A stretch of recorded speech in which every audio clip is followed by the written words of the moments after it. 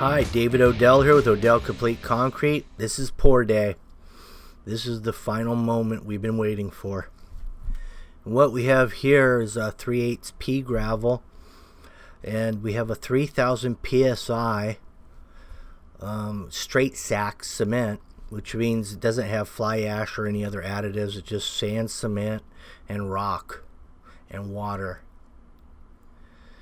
Now there's the rebar I was talking about. I ran these all the way through to make this all one piece. That way we have no crack points. And if it does crack, it'll still stay together.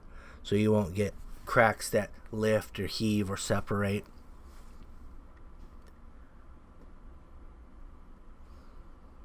I've already oiled all these forms, and I used my world famous Mobile One full synthetic, and that's out of my trucks. I saved that when I changed the oil, and I just add a little diesel or some gas to thin it, so that way it'll go through my little garden pump up sprayer.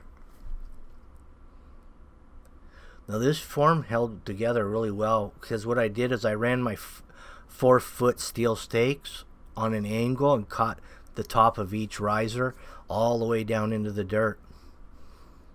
So I have one kicker that picks up, both steps. That's ideal if you can pull it off.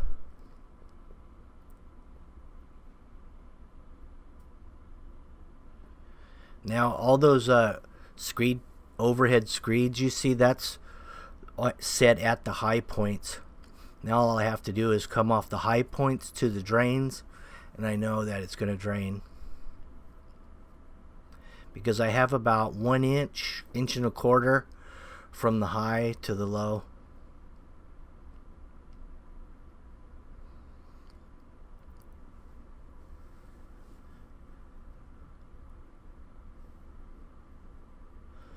Also, I added some fiber mesh when the concrete truck arrived here. I went with about a half a pound per yard because this is a broom finish.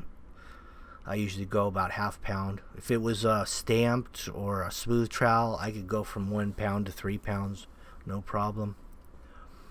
Now on the rebar, I'm just going to lift it up as we pour out, because what happens when you're dragging a hose over rebar that's elevated is it gets bent. And then you run into more problems, and you create more problems than you fix. So we're just going to raise it up and keep it flat.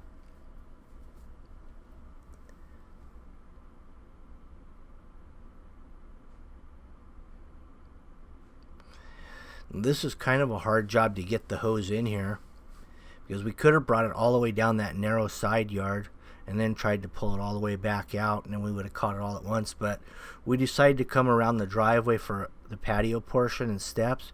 Then we're going to drag the hose all the way around to the other side of the house and bring it down the rest of that side yard.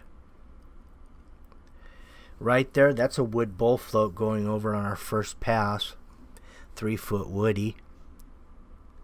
And the nice thing about that size for this particular job is it fits the contours of the slopes to the drains from high points and that kind of thing.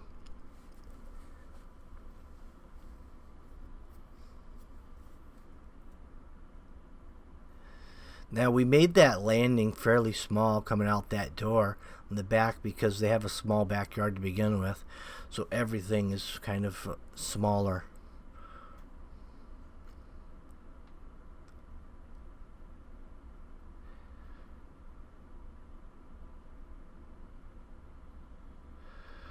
Future plans are going to be a pergola here, and then the driveway and some grass in the backyard.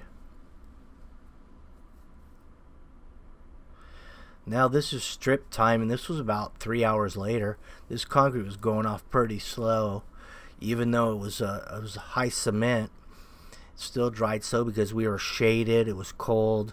The ground was wet from the rain a week ago, and we just had to be patient with it and let it do its thing so we could get out there. And now we're getting out there, pulling up the stakes, shaping up the step.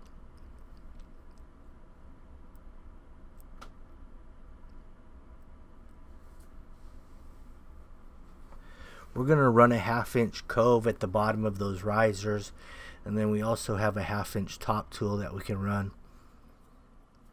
Also on the corners, we'll vertically we'll run that 1/2-inch top tool also.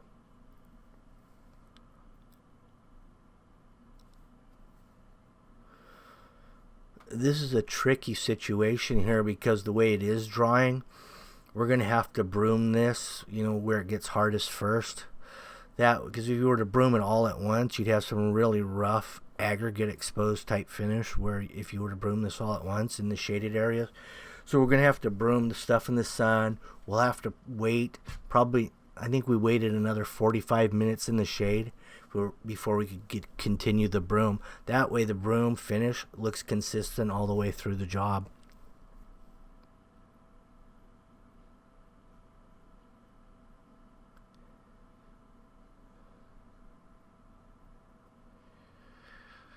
So as you can see, we started here where it had the most sunlight. Sun plays a big role in how fast the concrete's drying.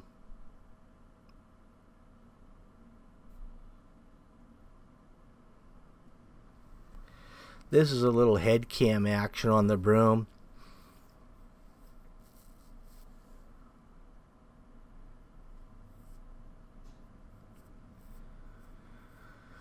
That's Bobby there on the knee boards. He went old school and just grabbed a couple chunks of plywood.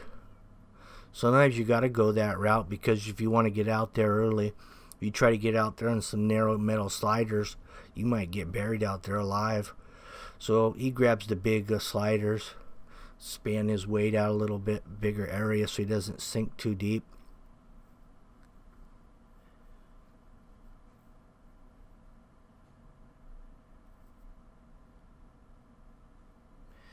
So as we went out there, we pulled all the drain caps out. I had them duct taped for the original pour. And now as we go out, I'm going to I pulled the tape off, clean the caps, and then we'll put them in when I come back here to saw cut. Our saw cuts are going to go right through every drain, dead center of drain, because we laid these drains out specifically, specifically designed to saw cut through, and then that creates the whole saw cut pattern. When I do cut through this, I'll cut right through the coupling, and that way even when the grate goes back in, any water in any of the cuts or joints will just drain into the drain beneath the grate. That way you don't have standing water in your cuts, which can cause staining. It could be a problem, especially because we have rebar in here, and when it does crack at these control joints, setting water in there potentially could rust your steel out. Not likely in this area, but the faster you get the water out of those cracks into a drain where it can run out, the better in any case.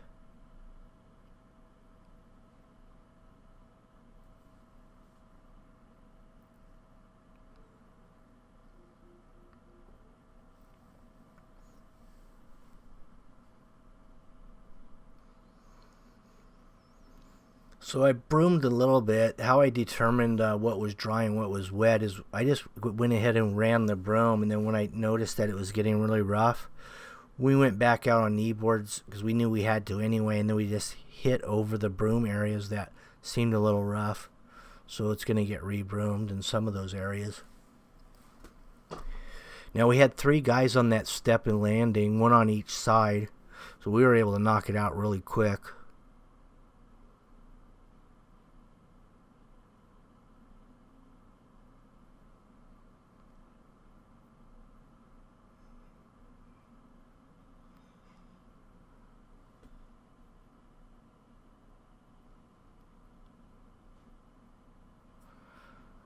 This is part 3 of a 3-part series, so this is the final.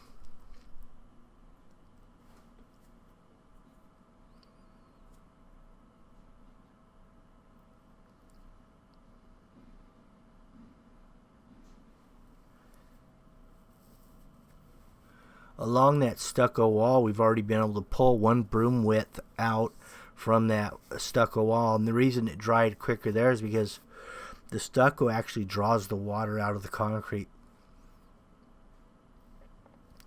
Now this is the next day after the pour. We've already snapped the chalk lines, and I use blue because blue rinses off. Red is very difficult to get off.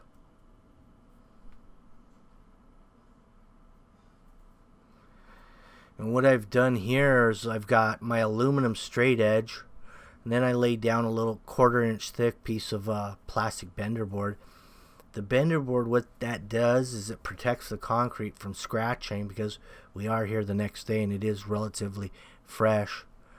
Although scratches won't show in 30 to 40 days once it's all cured out at this point, but for the day of saw cutting and cleaning, it looks better without scratches. So we're going to have this bender board here to ride off of that. Also, it reduces some of the friction of running the saw through.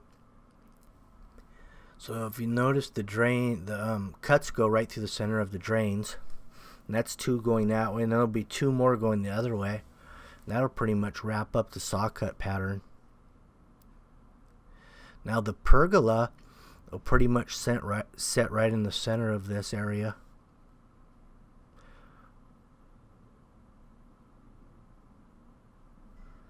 Once we get it all saw cut with that 7 1/4 worm drive, you can't get that close to the walls with that. So then I break out the 4-inch right angle grinder without the guard. That way I can get right up against those vertical surfaces like the walls and house and stuff. Once I do all that, I'll get the pressure washer, and then I'll start pressure washing all this excess slurry into the dirt. And I just got a new pressure washer too, and I'm not real happy with it, and I'm gonna, hopefully we can see it in this video, and I'll show you what kind of pressure not to get. Here it is. This is a Ryobi pressure washer, and it has some new features on it, like it has something where when the water's not coming out of that wand, it goes down into this super low idle mode that it can't even run on, so it just completely shuts off every time you turn the water off. The machine shuts off. Then starting is a whole nother thing too, another nightmare. I wouldn't recommend that Ryobi. Just don't get it. If you don't want any problems, don't get that one. But besides that, I mean, I got through this job at barely, but I won't be using it again. I'll go back to my was it Black Max Honda, something like that.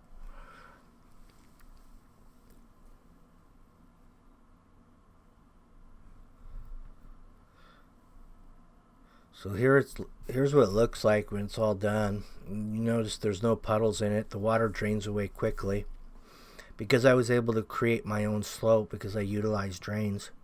Now if I tried to make this free flow to the street from this distance, it would have been very difficult. We would have had slow running water, and it probably would have puddled here and there. A few bird bass possibly, but that's just a extra bonus. Thanks for watching. Make sure you subscribe and hit the bell. That way you get notified when I upload these little beauties. Have a good one.